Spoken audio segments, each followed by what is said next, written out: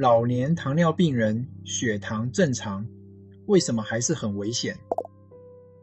因为最危险的低血糖常常没有症状，发生在半夜，只有连续血糖监测才揪得出来。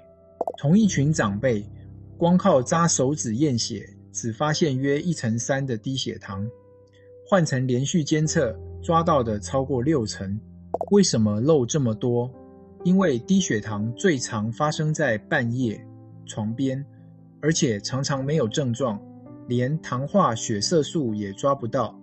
连续监测能及时看趋势，夜间发出警报，还能固住血糖待在安全范围的时间。